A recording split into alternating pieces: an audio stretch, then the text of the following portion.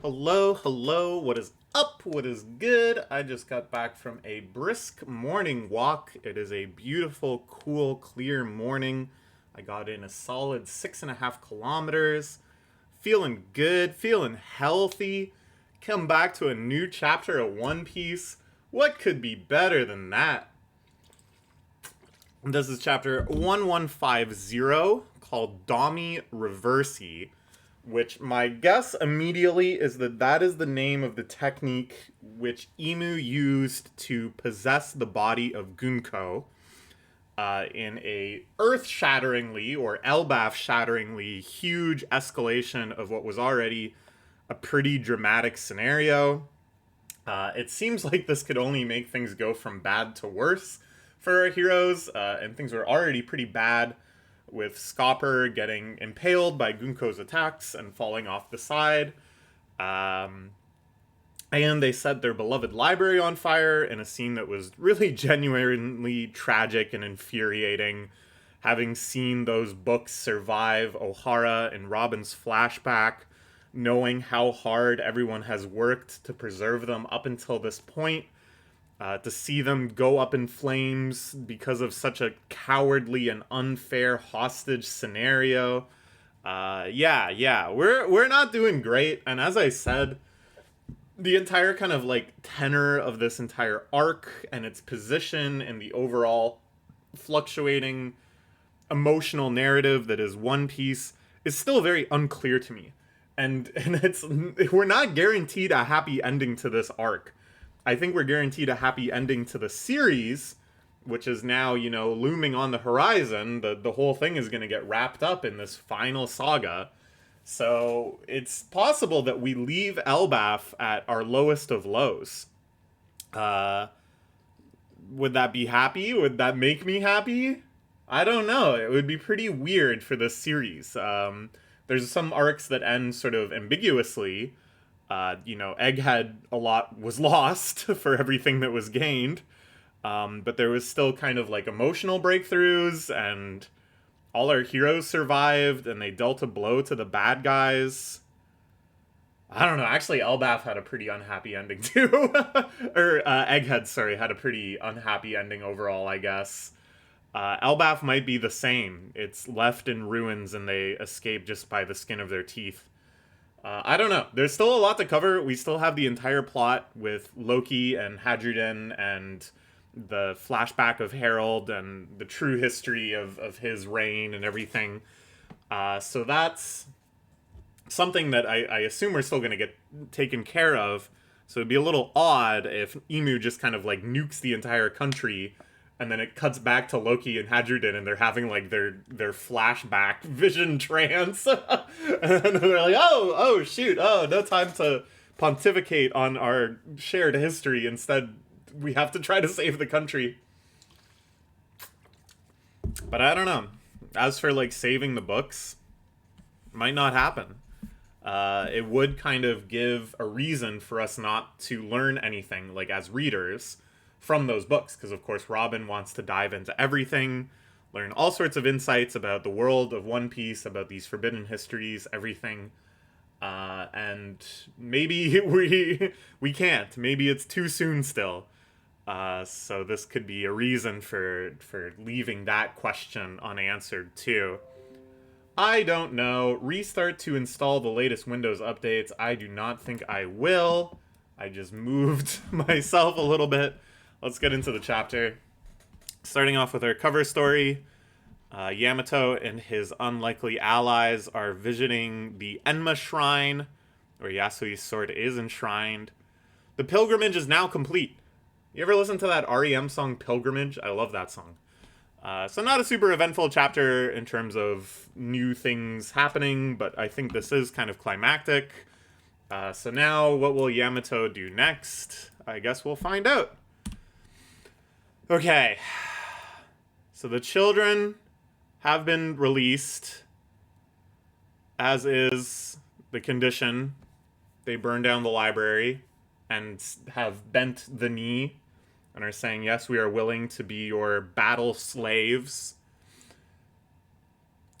Mr. Ya fell down to the underworld, which of course is where Luffy and Loki and all of those guys are hanging out. Could be a way to kind of get them back into the plot since they don't probably realize like any of this shit is happening.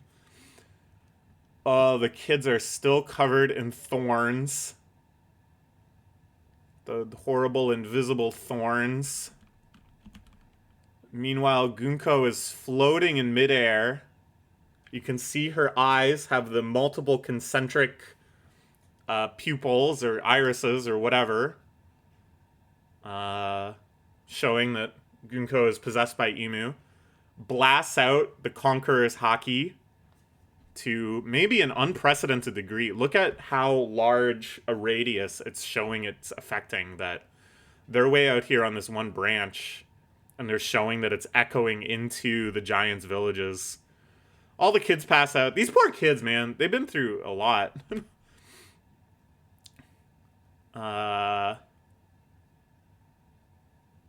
In said village, the weaker giant pirates are passing out. Ja Rule and the captains, of course, are still standing strong, but it's tough. In midair, using a previously unseen trident, drawing another pentagonal summoning circle. Holy moly.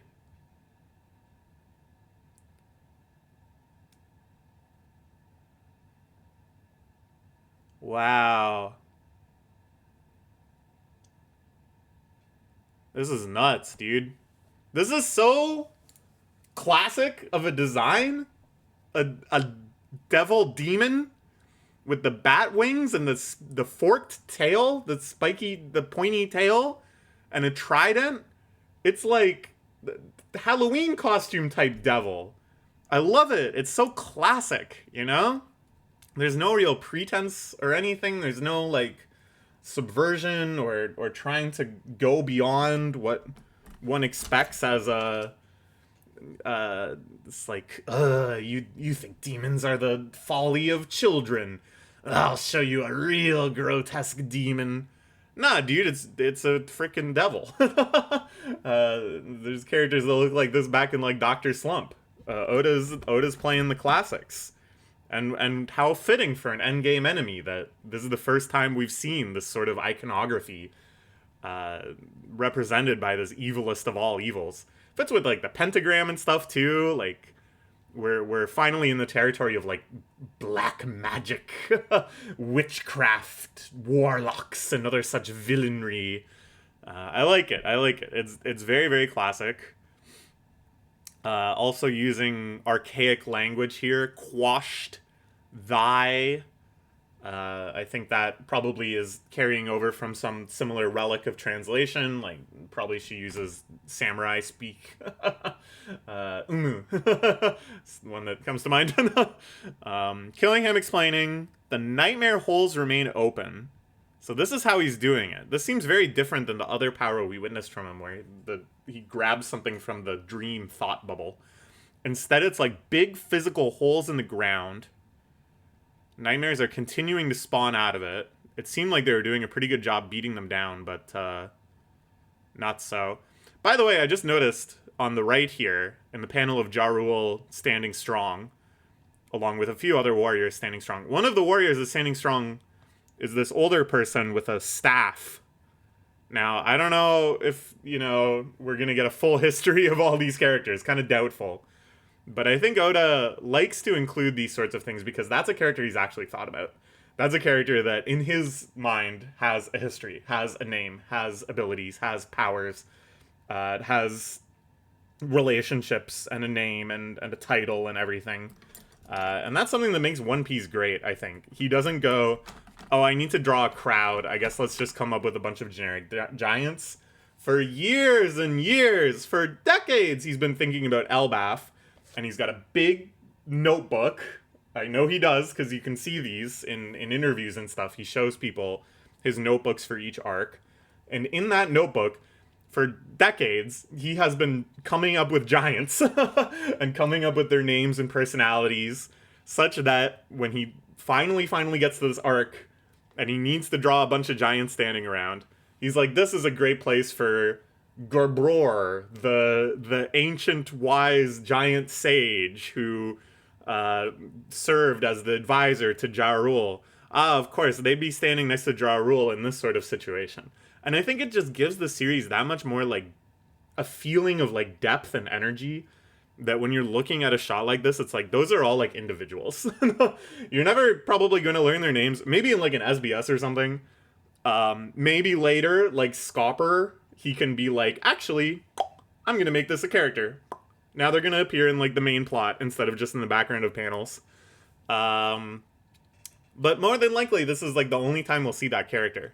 But I do think of them as a character. I look at that and I'm like, there's so much character there.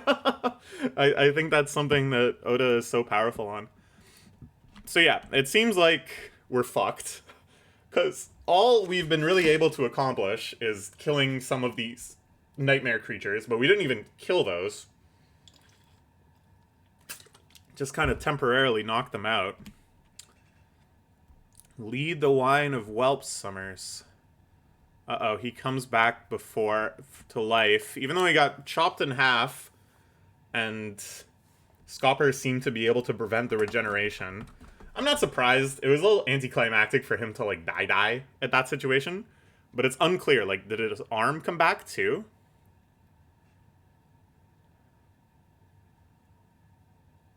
Luffy and Zoro and Sanji aren't here. Yeah, they're all down in the underworld, but they made a specific point to say that Mr. Yaw fell into the underworld. That's where all those guys are. I think we can connect the dots here. Robin starts trying to disentangle herself. The library is still on fire. Whom will we parlay using these whelps as bait? Parlay, of course. An old pirate word. Oh, great one. It makes no sense. A kingdom without a king. My body's in agony. So he's regenerating. His arm is regenerating too, but it's very painful and... yeah. The blue and red Oni are here.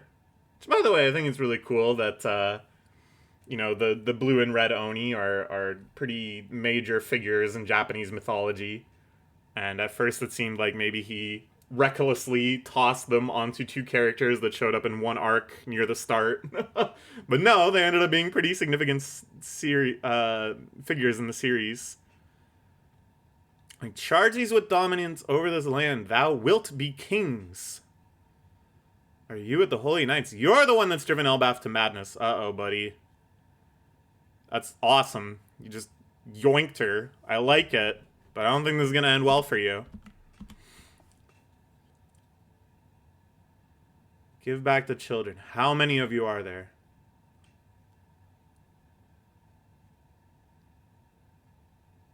You will meet with Ja Rule, cut off his head, and hold it aloft, then announce to the people that we are the kings of Elbaf. This is fucked, man. It's like, Imu is just operating on like a totally other level. Not just, you know, the fact that a very, very strong giant yoinked her and is doing the Unit 01 classic, and she's totally indifferent. But the way she's seeing this, it's like they had their whole nasty scheme of like ransoming the children, using that to get people to submit. And she's like, this is taking too long. So now Imu shows up, and it seems like she's just gonna use all of these insane dark arts, summoning a spell book that has the same pentagram on the cover, probably to just instantly possess Brogy in the same way that she seems to have possessed Gunko. And basically is like, I see the problem here. We're not able to negotiate with anybody because nobody's really in charge. They have this empty throne. We're gonna just cut out all the middlemen, install a new power, and then take direct control over it with magic. It seems to be her plan. Terrifying. Cut off his head and hold it aloft. Announce to thy people that we are the kings of Elbaf. Okay, so...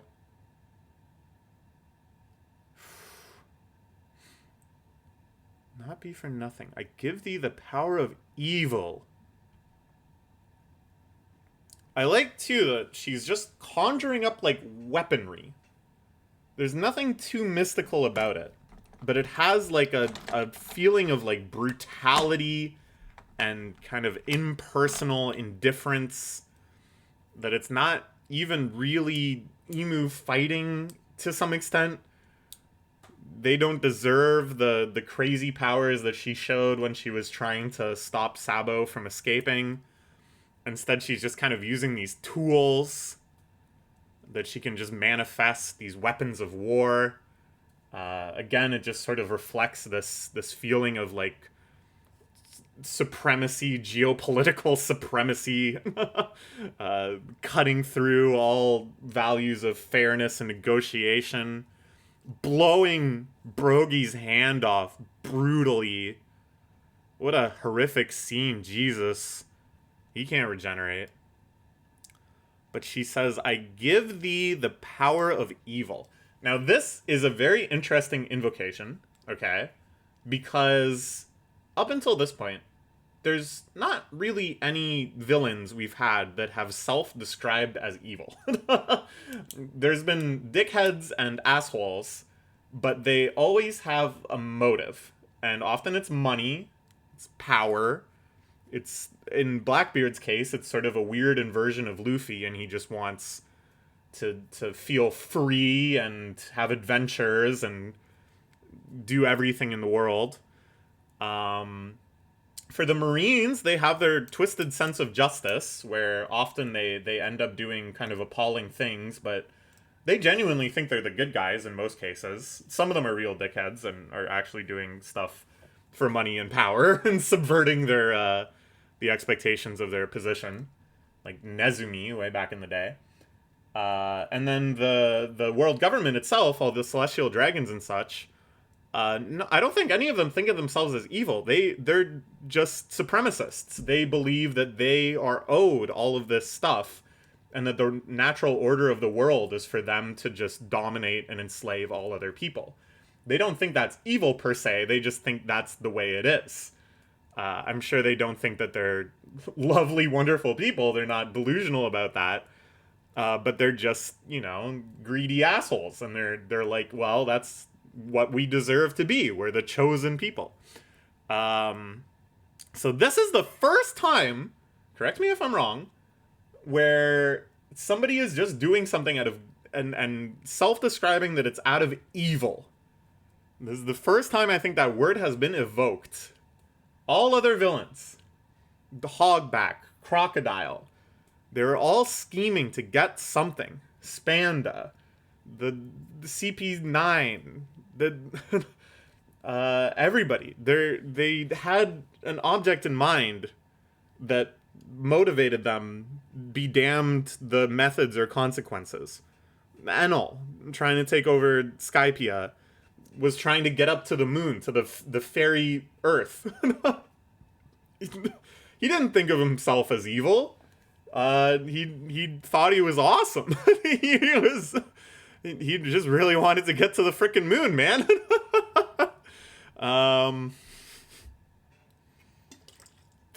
So this is kind of historic. This is like a watershed moment. And as I said, they've been doing a lot of stuff pretty unique with this tier of enemy.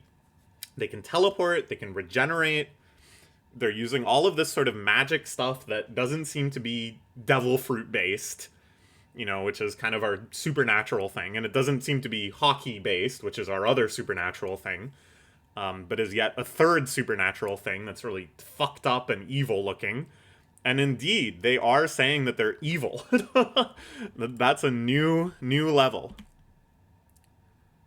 She took off his mighty arm. She'll pay dearly for this.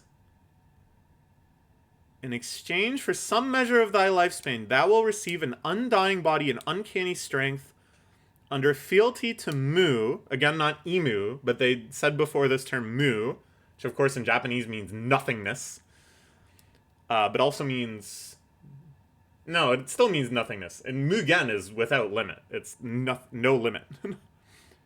Thou art unbound by common sense and logic. Demons are the only proper form for life to take.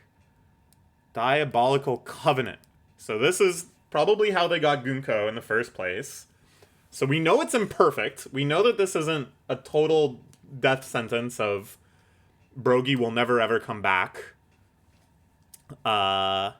This is also why I think Sommers was so obnoxious and didn't try to, like, pander to their pride or anything.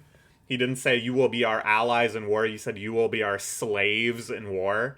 I think because he knew it's not just we're going to convince you by taking hostages to fight for us, but if necessary, we're just going to use this arcane evil technology and make you into a demon that's our slave.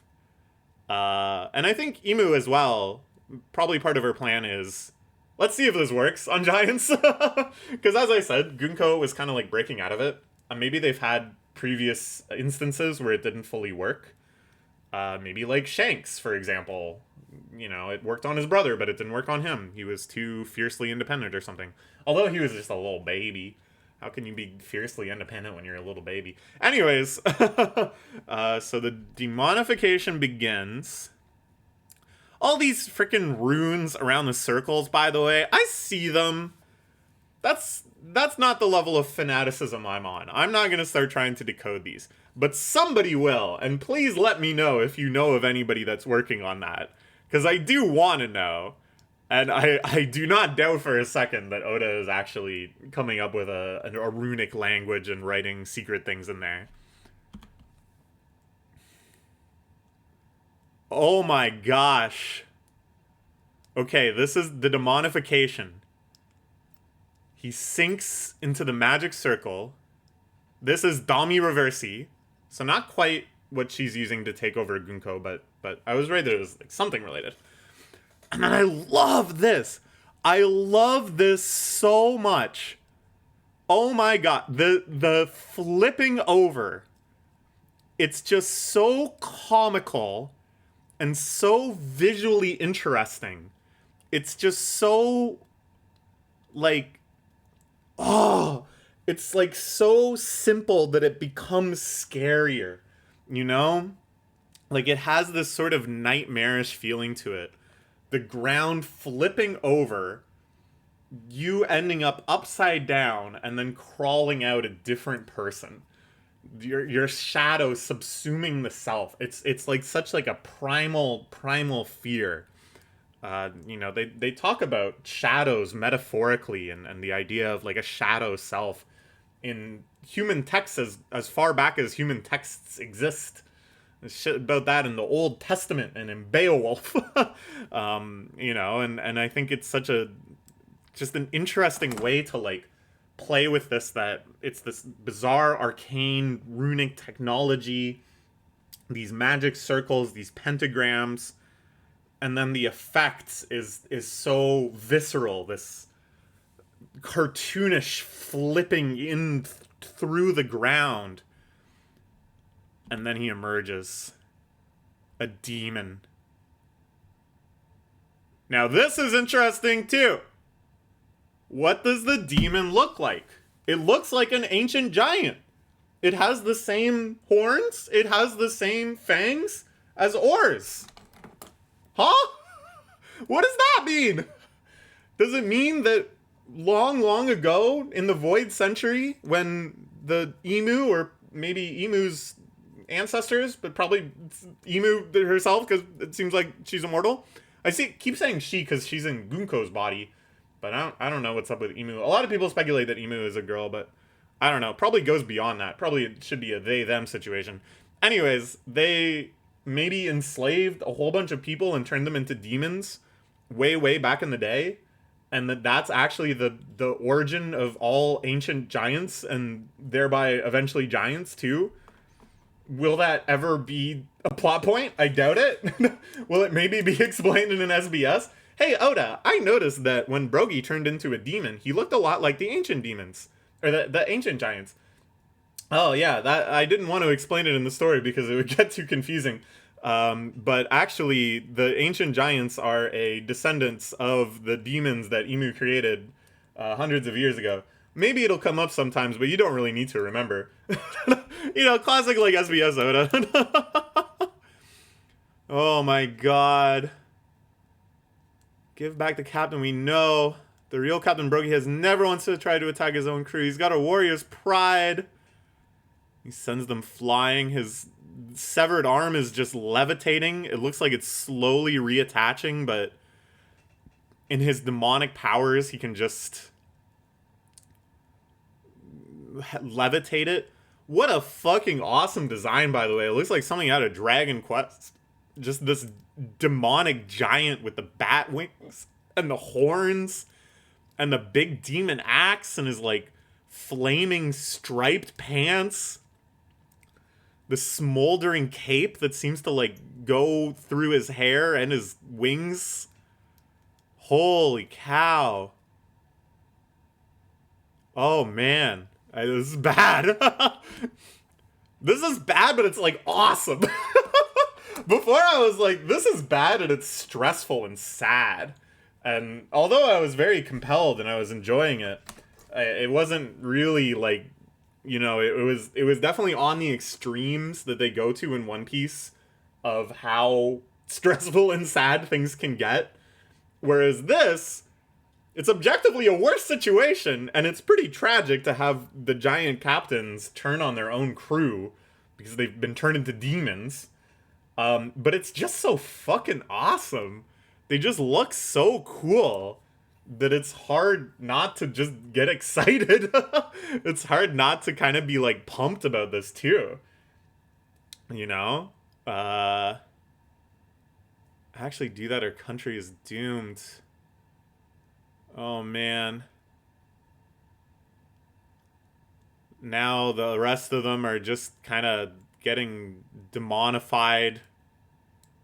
This chapter is so crazy, dude. Oda is fucking cooking. Giant demons. Ooh. Not bad. So this is the power of Elbaf. It will not be destroyed, but preserved and ruled over. Even Killingham and Somers are kind of like, this is fucked. I think they went in with like a spirit of competition and a little bit of like, all right, I guess we're gonna do all this.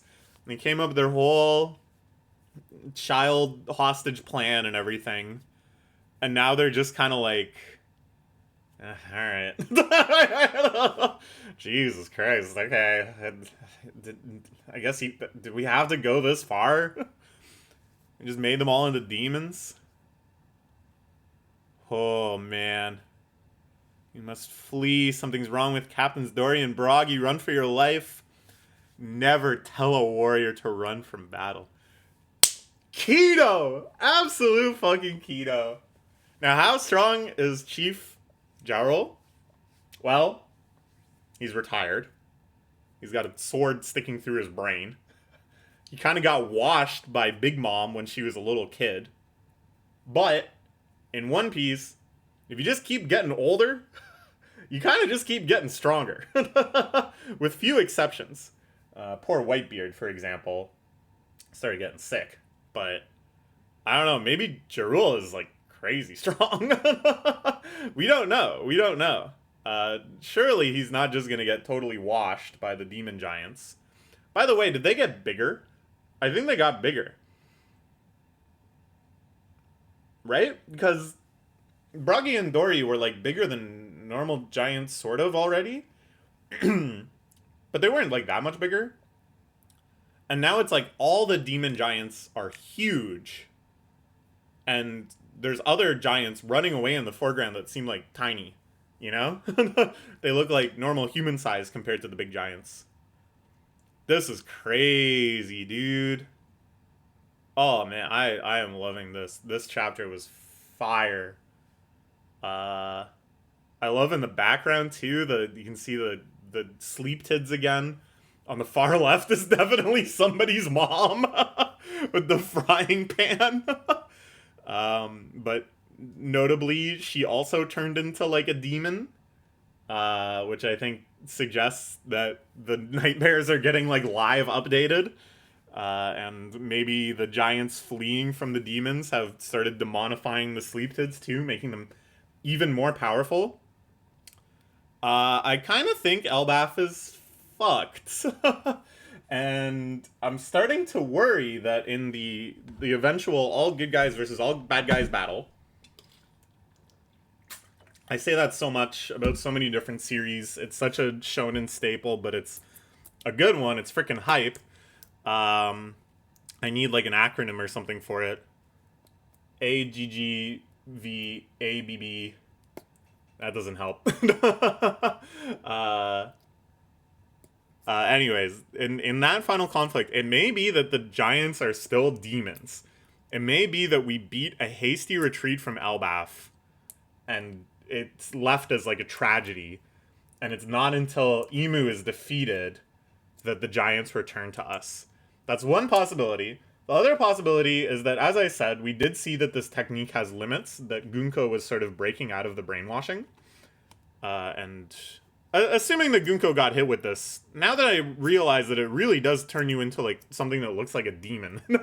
Maybe she didn't. I don't know. It seems like she's been brainwashed to some extent though, because she had all those like repressed memories or whatever. At any rate, I don't think this is perfect. I think we are gonna see like true emotion, true loyalty, true friendship will overpower this. So it may not be that they're fucked until Emu is defeated, but that at a crucial time in the battle, they're able to break through and kind of recommand the giants. Maybe they're in awe of Luffy's power as the reincarnation of Nika or something like that. And then that is like a big 180, sort of mirroring at Aina's lobby, the fantastic scene where Usopp gets the giant guards to switch sides. I don't know. Things are pretty bad for good old Elbaf. And it's kind of hard to imagine things getting better. So we'll see. Great chapter. Absolutely crazy. See you next week.